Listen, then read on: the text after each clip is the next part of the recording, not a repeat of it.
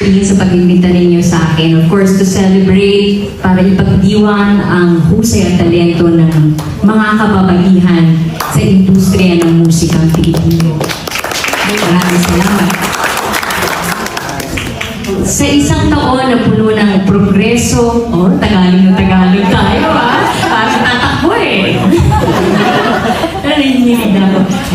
Sa isang taon na puno ng progreso, paglago at inobasyon sa industriya ng musika, may isang grupo ng kababaihan na talaga namang bumihag sa puso ng milyon-milyong Pilipino dito at sa ibang bansa.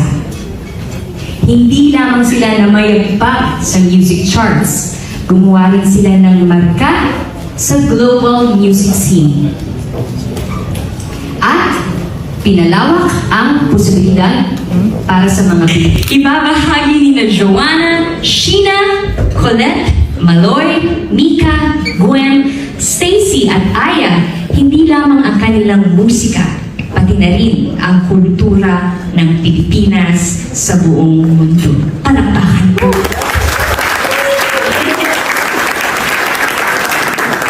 We want to continue inspiring, growing, learning, lahat ng cooking,